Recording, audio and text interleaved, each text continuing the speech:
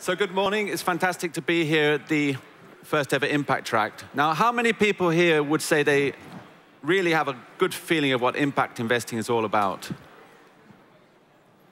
Yeah, so 50-50. But I think we would agree this is still a very new area, and there's some flexibility. So what I would like to do, first of all, is take this opportunity. We have these renowned people in the impact investing scene, and ask them how they see it from their perspective and the approaches they take. So I'll start with Vineet from Omidyar Network. Thanks. One thing we've seen is impact means a lot of different things to a lot of different people. So I'm just going to focus on how we try to be most catalytic from our side. And for us, impact is looking at things that will have a phenomenal change in the opportunity sets that people have. So we start with the belief that everybody is capable. What people don't have is opportunity. So what can we do that will just massively transform the opportunities that they have at scale in as systematic way as possible? Within that, what we've noticed is that there's a big, big gap at the early stage. So we're really, for us, where we can be most additive is looking for entrepreneurs who are really innovating, trying to wrestle with some complex problems, and where we get involved early, where there's a lot of uncertainty, and where we can almost go on a partnership journey together. So that's how, for us, what impact is and how we try to be most helpful. Henrik. So we're working with trying to modernize the Swedish or Nordic welfare state. And we're trying to merge two separate worlds of thinking, that of commercial investments and that of philanthropy, trying to encourage the investors that are thinking more and more increasingly about the effects that their investments are causing in the community, and joining up that thinking with the philanthropists that are thinking about how can I engage more than just giving a donation and hoping that it does some good? Can I do something more with this? Can I have a more catalytic role in the social issues that I'm trying to work with? And we see that joining up in ventures that strive to achieve both an economic sustainability with a business model somewhere in the bottom, and with an a priori from the start having an outlook to achieve an impact on a specific social problem and a specific target group, and keeping those two priorities along the road. Great. And Jessica, your approach is with MLab in Nairobi in iHub. Yeah. I like to think of impact investing as enabling micro entrepreneurs, the growth of micro entrepreneurs in emerging markets. And if you look at emerging markets, there are a lot of low-hanging fruits opportunities at the bottom of the pyramid, the base of the pyramid. According to the World Bank, these are people who live under $2 a day in the slum areas, in villages. And they have problems related to health and agriculture and education.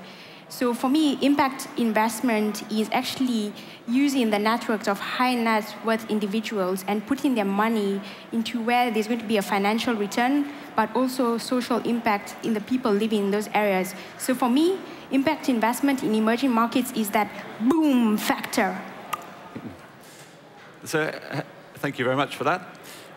Henrik, how do you see the opportunities? And there is a sort of general association with technology in this space. Could you give us some examples how you see things could be solved, or examples of what you're doing? Yeah, we see some really interesting opportunities where this great energy that's around technology at the moment is spilling over into social innovation as well. In Sweden, we have app companies coming up like Peppy Pals that are developing games to educate children socially and emotionally, using the lessons from psychology to gamify the education and the growth of emotional development. We're seeing things like the most unlikely technological developments, like saw a social worker in the south of Sweden that got a little bit ticked off that children weren't being heard in difficult conversations where social workers were meeting them. And they invented an app that allowed young people to express themselves emotionally without having to articulate themselves and address an adult directly, which is quite difficult for them. So those are very simple, small ideas, but we're looking at those kind of things all the way up to how we can use big government data and big data from government to learn about how our social problems are actually forming and where we can address them best. And Vineet, I think one thing that, and it's the same with Let's Go Social Ventures to some extent, but one thing I found particularly fascinating and inspiring about the Omidyar Network is how they, in their portfolio of investments, they don't differentiate between non-profit and for-profit. It's just about tackling the social cause the best way using whatever kind of tools we have available. Could you give an example of a sort of case which you tried to solve something with a for-profit entity and in a case where it's purely like it's suitable for non-profit type investment? Sure. I mean, we're absolutely agnostic on that. So what we look at is what's the solution or potential solution, and what's the most sustainable sort of way for it. So I'll give you a couple of examples, both, let's say, in the space of education.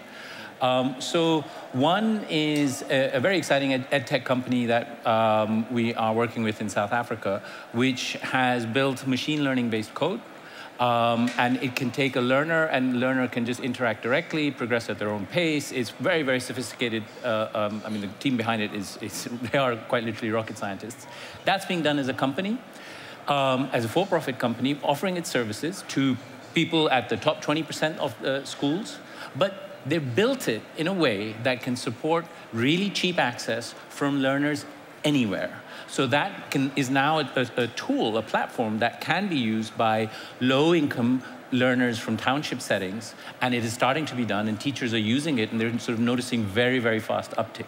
In that case, it's just, this is a business that, if it succeeds in what it's doing, which is build a good product, it will scale. Another example is, again, using technology, is a nonprofit which works also with townships, children. And what they do is they provide last-mile access to a lot of the open education resources. But the key there is the role of the mentor. So they bring in mentors from the same community, and they group them with learners, and people can talk about whatever they want to. And they generate massive learning gains for these kids. Now there, because it's very early stage, it's a nonprofit, we really like the model. We said, we're going to support you. We're going to help you as you figure out how do you scale this. One path to scale may be to open source their model. Another path to scale may actually lead to the development of a low-cost after-school tuition sector, which is unaffordable. And your average student in South Africa, for example, is unfortunately trapped in an education system that spends $20 billion a year, but delivers very poor outcomes. So those are two examples. That's great, thank you. Jessica, I'm going to have a two-part question for you. One is a quick example of something that MLab is doing with social impact, and then I'll do the second part. So the MLab is a mobile incubator based out of Nairobi. It's about 3 years old, and every year they have a pitching competition for mobile. And we've seen about 70% of the applications that actually come out are social entrepreneurship applications. So to date, what the MLab has done has put in a program called Mobile Impact Ventures, whereby they actually have a 6-month program and encourage the growth of social entrepreneurs, teach them how to build a business model around social ventures. And there have been a couple of companies that have come out from Pivot East into the program and are actually scaling. Some of them are in the crowd. Some of them have been part of the startup Sauna Accelerator, the likes of Toto Health, which use the power of the mobile technology for mothers in the health sphere, and also Socotex, which actually acts as an aggregation for the marketplace and empowers micro-enterprise people within the slum areas to sell their produce. And we've seen that this is it's in its nascent stages in Nairobi, but there's definitely a rise of social entrepreneurship in Nairobi as a whole. And I think something to capitalize on is, which has been talked a lot about at Slush, is the Internet of Things. And I think if you actually close the entire cycle, is like working with the different incubators and the tech hubs and government and academia and the policy makers, there's a lot we can do to actually empower social entrepreneurs through the use of data and actually create quality of life for the people they're actually working towards having an impact on. Maybe we could go from an Internet of Things to an Internet of Humanity. Sure. I'm very happy you brought up Socotex and Toto Health, the winners. I was involved, I coordinated the trip to Startup Sauna to iHub Nairobi with Jessica, and I think, for example, Socotex is really interesting case because they're dealing with, in some ways, basic fundamental logistical infrastructures of delivering food to slum markets, and it doesn't have to, in a way, the technology can be very simple. They're using texting to do that and coordinate that. It doesn't have to be something super clever, but it's a good example of big social impact with for-profit aims, and it's, with the slum population, it's going to be huge. Staying in the scene of iHub Nairobi and East Africa, you'll see I'm wearing the brick, proudly wearing my brick T-shirt because I helped crowdfund a bit with the Kickstarter. And I know Jessica is very close to the Ushahidi team behind that. And at the end of the day, we have to all finance these good aims. And I think it's particularly interesting to just think a little bit how they've gone about that with the crowdfunding and why they did that, the brick project.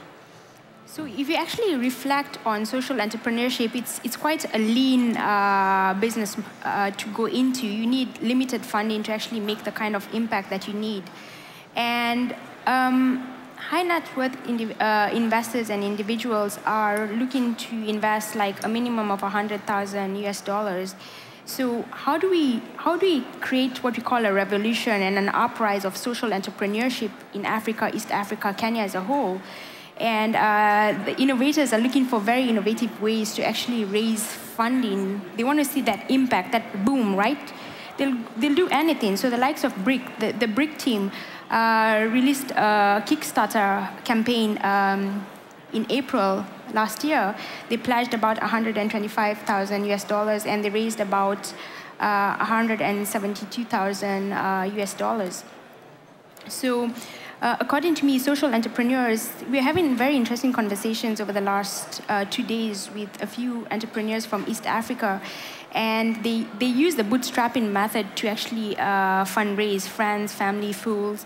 But crowdsourcing is on the rise, especially in the world of social entrepreneurship. Kickstarter, Indiegogo, Global Giving, name it. People start local chamas. Chamas are like credit union groups in Nairobi, and they dish out about 5,000, and by the end of like a month, you find that you have about 500,000 Kenya shillings to actually invest in some social entrepreneurship ventures in Kenya. So there are different forms of fundraising for social entrepreneurship. That's really good, new alternatives. I remember reading an article by Pierre Omidyar in the Harvard Business Review, and it was just after, he was talking about just after he IPO'd for billions, and he realized within 10 years, I created a platform that does a lot of social good. It recycles stuff, it gives employment, it promotes kind of public trust mechanisms and blah-de-blah. And he asked himself a question. He said, if I had started off with my original 10,000 grant and tried to go for the same aims as a non-profit, would I have succeeded? And there was I remember he had a lot of internal debate.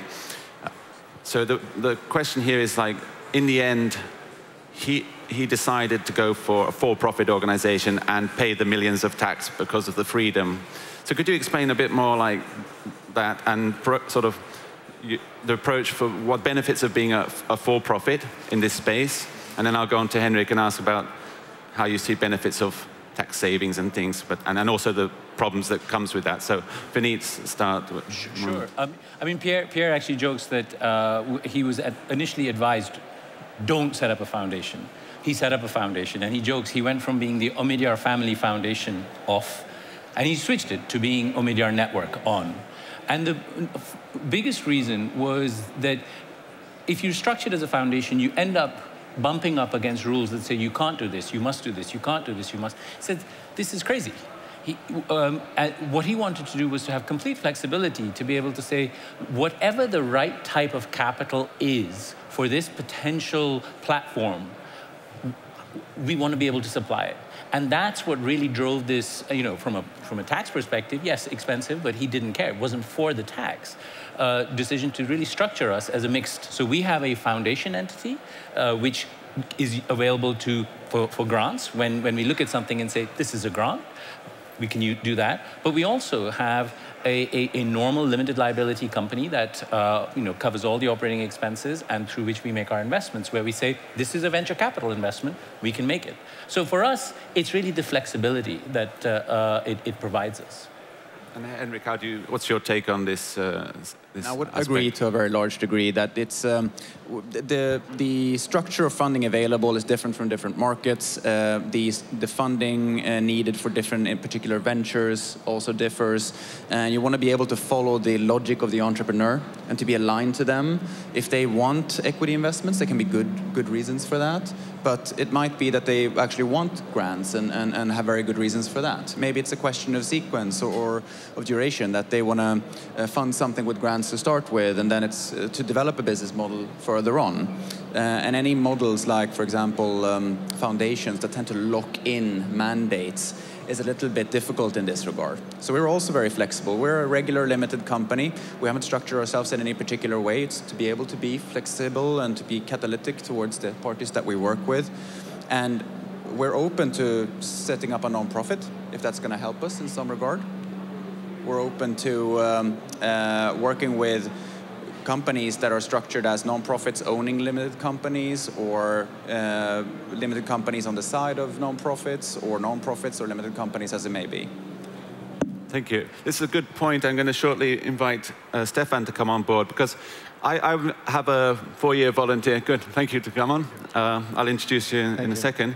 I have a 4-year volunteer project called Shadow Election, but it's actually a for-profit. And I remember we would it was a very difficult decision around these issues. But anyway, the point I would like to make is, if you decide to go as a for-profit, so there's potential to make lots of good money, good business, and do good at the same time, how do you keep yourself honest? And I think there are, nowadays, with things like Ultra Transparency, Sunlight Foundation, Etsy, some non-profits are putting all their accounts, every single thing they get, in a kind of way to keep themselves. I'd like to hear about your approach, how you took this with Samall. Yeah, our company is Samall, and we're a startup, a technology data-related startup. And the founders took the decision to create a non-profit alongside the for-profit company. And they went as far as donating their equity, 10% in fact, to that non-profit. And what it enables us is, not unlike your example, we're able to do projects, we're in effect using the superpowers of our tech team or the technology and put it into a different context. For instance, we used predictive analytics to predict homelessness in New York City. And being a nonprofit, we're able to take grant funding or approach other sources, and also volunteers, because there's a lot of power in working with volunteers to solve problems.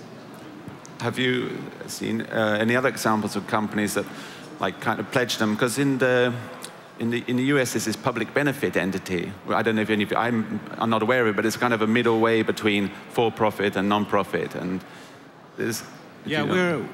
we're looking into that too. Maybe the whole entity could be a public benefit company, but right now it's split between non-profit and for-profit, and we kind of make a conscious decision what is a for-profit project and what's a non-profit project. That's really good.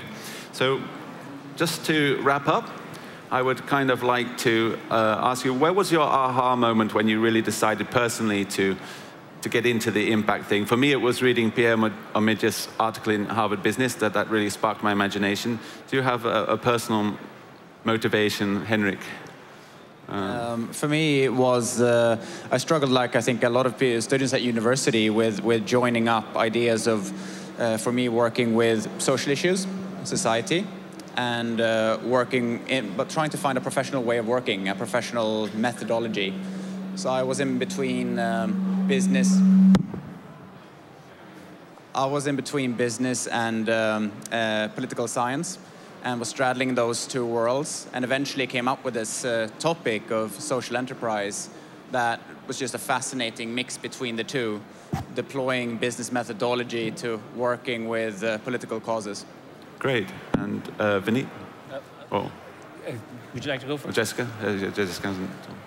I think, Richard, I deal with entrepreneurs on a daily basis, and I think I've had so many aha moments. When I first came across social entrepreneurship, it was in an MBA class. And it actually didn't make sense to me at that point. But when I actually experienced the world of entrepreneurship, specifically social entrepreneurship, I mean, the kind of impact you're having impact on a large community. And the aha moment is, I become very passionate about entrepreneurship and philanthropy as a whole over the last 4 or 5 years at the iHub. And I think for me, the aha moment is actually making some kind of impact in a person's life. And social entrepreneurship is one channel. And that's why I'm very catalytic about seeing young ideas, getting out there, giving young entrepreneurs an opportunity to actually go into social entrepreneurship, to make jobs for themselves and create jobs for their peers as well. So it has it's a give and take both ways. It's a positive effect. It's a really good view on it. Would you like to say something? That's a great question. And I was dodging, I was buying time for myself. So I've had 2 aha moments. One, I used to work in illiquid, sort of proprietary trading, fixed income, and the first aha moment was, I want to be doing something that actually emotionally resonates a lot more, where I feel like I'm doing something that is both stimulating but also nourishing. And I was born in India, I spent my early years there, and I thought, okay, that's where I want to go. The next aha moment was, you study it, you try and understand the complexity of the problems, and then you say, okay, what can be done? And what's needed is risk-taking. What's needed, the solutions of yesteryear are not going to be the solutions that face these, that help solve some of these problems. So you need risk appetite, you need imagination, you need energy, you need commitment. And that, in this sort of early stage space, is there. So it's those 2 combined aha moments for me.